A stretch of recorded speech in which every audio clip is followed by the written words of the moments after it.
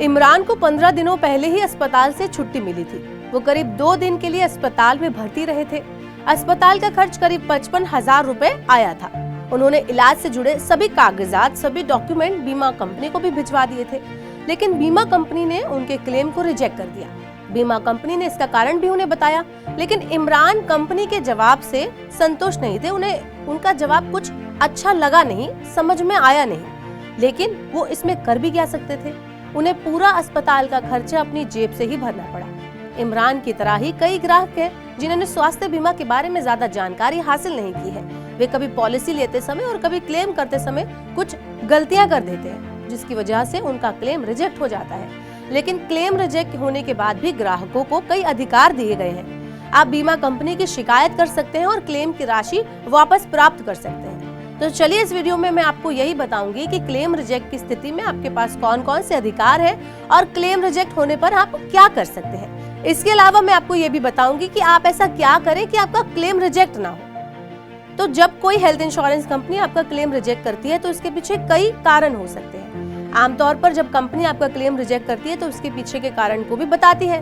कई बार गलत जानकारी देना या पिछली बीमारी की जानकारी ना देना इसका कारण हो सकता है।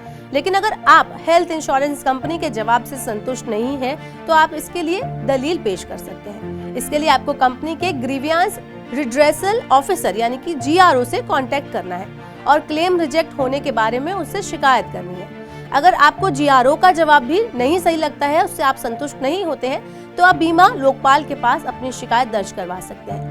यहाँ ध्यान देने वाली बात यह है कि अगर बीमा कंपनी जिस क्लेम को रिजेक्ट करती है वो इंश्योरेंस की राशि के अंदर है, तो पॉलिसी होल्डर सबसे पहले उसे कंपनी के पास अपनी शिकायत दर्ज करानी होगी।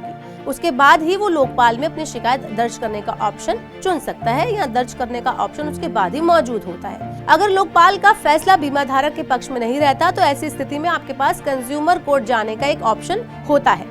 शिकायतों के निपटारे के लिए बीमा नियामक IRDAI से भी आप संपर्क कर सकते हैं। आप IRDAI के टोल फ्री नंबर पर कॉल कर सकते हैं या ईमेल कर सकते हैं। इसके अलावा आप IRDAI के एकीकृत शिकायत पोर्टल पर भी जाकर अपनी कंप्लेंट दर्ज करवा सकते हैं।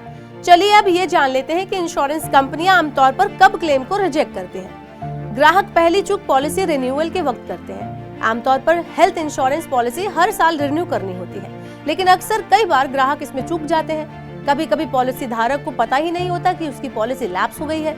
अक्सर उन्हें तभी पता चलता है जब उनका क्लेम खारिज हो जाता है। कई बार ग्राहक मौजूदा बीमारियों या अन्य जानकारी का खुलासा नहीं करते। ये क्लेम रिजेक्ट होने का बड़ा कारण है।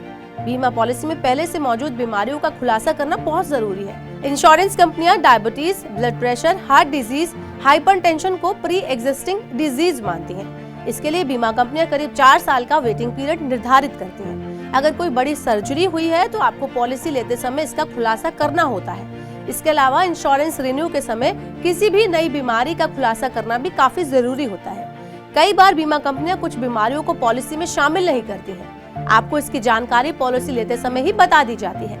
ऐसे में पॉलिसी लेते समय नियम व शर्तें जरूर पढ़ लें। इसके अलावा आपको नियत समय के अंदर क्लेम करना होता है। समय सीमा का पालन न करने पर भी क्लेम खारिज हो जाता है। इसके अलावा आपको एक बात और बता दें कि गलत डॉक्यूमेंट के कारण भी आपका क्लेम रिजेक्ट हो जाता है। इसके लिए जरूरी है कि क्लेम करते समय अस्पताल के सभी मूल दस्तावेज, टेस्ट रिपोर्ट, डॉक्टर कंसल्टेशन आपको जमा करनी ही करनी है। तो इस पूरी परेशानी से बचने के लिए आप नेटवर्क अस्पताल चुन सकते हैं, जहां आपको कैशलेस इलाज की सुविधा भी मिलती है। तो इस तरह से आप सही जानकारी के बाद आप किसी भी बीमा को ले, हेल्थ इंश्योरेंस को ले और पूरी उसकी पड़ताल करें, उसके बाद ही कोई बीमा लें। और ऐसी ही इन्फॉर्मेटिव वीडियोस के लिए देखते रहिए मनी9।